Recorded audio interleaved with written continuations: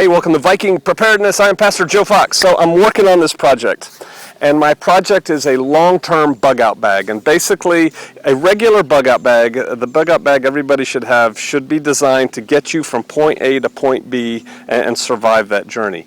I'm working on something that one could, with the proper skill sets, grab and head into yon wilderness and live for a long time. So temporary things aren't going to be in there. I'm not going to have toilet paper in there because toilet paper runs out. I'm envisioning something for like up to a year, and you can't carry your supply of toilet paper, so we're not going to carry it. Food. We're not carrying food in it. You can't carry your supply of food. We're going to carry the means to get food, that kind of thing. And I'm working on it. It's a concept. There's pitfalls with it. I get that. But it's a fun project. I'm looking for rugged gear that will last a long time. I'm looking for gear that will serve, if possible, multi-purposes. But number one, it's just got to be tough gear. And I can't carry the world on my back, getting a little long in the tooth, gray in the beard, so everything has to work. And so to that end, I wrote a list. I have a list of everything I want to put in it. And then I love the guys at campingsurvival.com, and so I contacted them to help me put together some of the gear.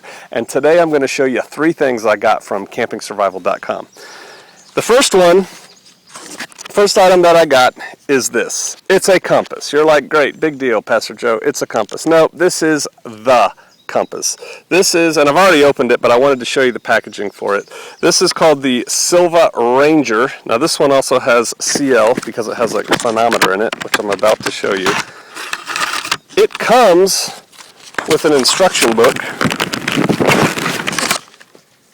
right here on how to use your compass. Why this compass?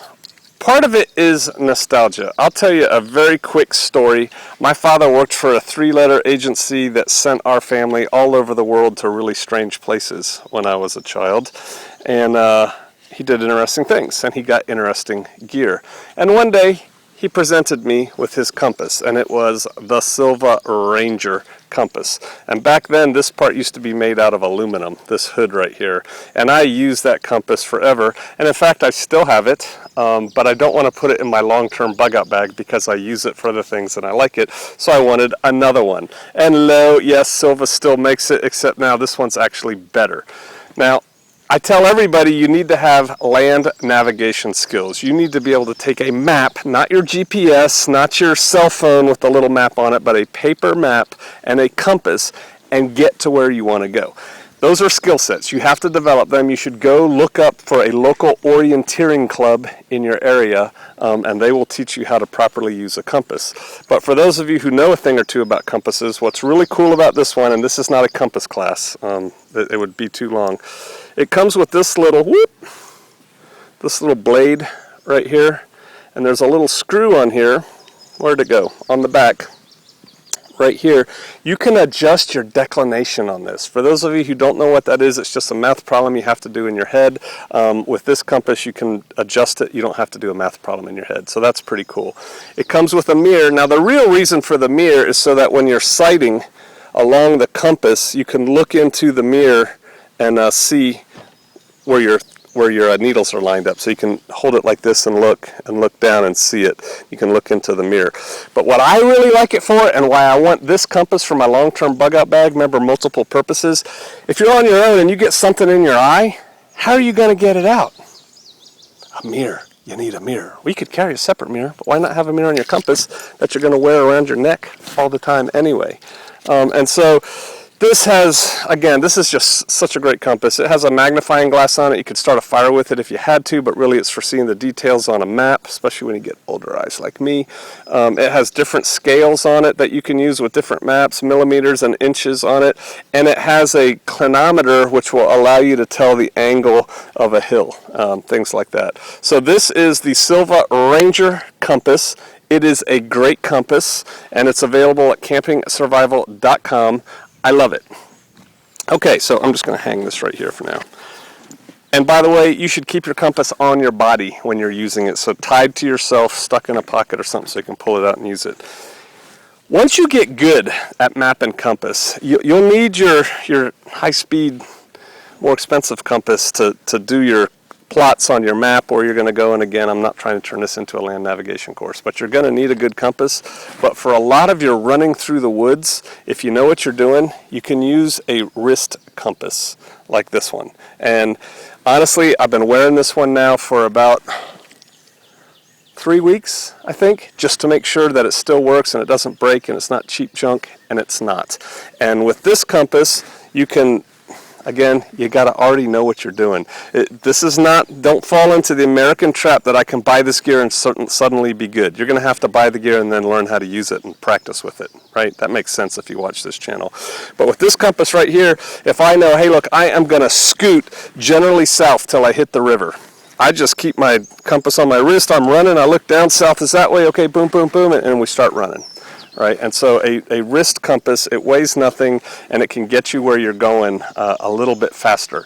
It does not replace what I call a real compass, but it adds to it, and it can let you go faster through the woods, prairies, fields, mountains, whatever, if you have to. And so I got this from them because it's on my list.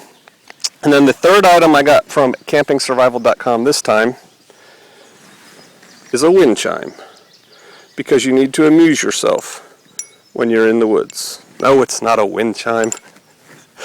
Yeah, you read old survival books and they're like, you know, take matches and put wax on them or whatever. This is an honest to God, here, I'll put it against my white beard so you can see it, ferrocerium rod. It is big. It is thick. It comes with its own striker. You can also, if you have the proper knife, use your knife for a striker. And see, I don't want to hit my camera. The wind's blowing towards my face. I'll stand this way. Let's see if you can see this. Could you see that? I sure could. Whoop. Trying to watch the camera. I hope you can see that. It's throwing big sparks, but I was looking in the camera and I couldn't really see them. Okay, well, I could see them. I hope you could. It throws good hot sparks. Simple, plain. Use the full length of the rod if you want. Easy to, you know, small, less weight, which is how I'm going to put this, just like this, into my long-term rucksack, this ferrocerium rod. But what you can also do, and I've done this with another rod, I should have brought it out here, but I didn't. You can take this string out.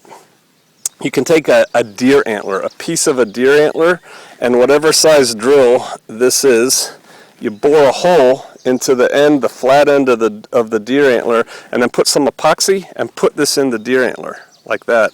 And then you take your blade and you just trash this plastic right here, pull this piece of metal out and put a slot and another piece of deer antler and put the blade in there and epoxy it, and then you have like and then put a leather thong between them, you know, and then you have this really cool, this looks very utilitarian, but you can make a really cool craft project out of this right here if you want, and then you can like take it camping and wow your friends. And can you see that?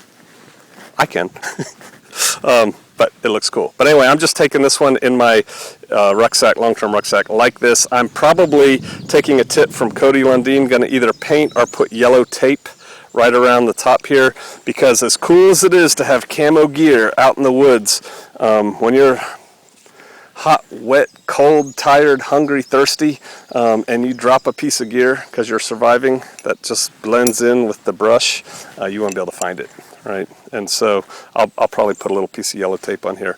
But that's it, man. The ferrocerium rod from campingsurvival.com. It works. It's great. No nonsense. Not a lot of extra money for a lot of extra gewgaws. It gets done what you need to do. The wrist compass, and this is the one I got. And again, I'll put links to this stuff down below.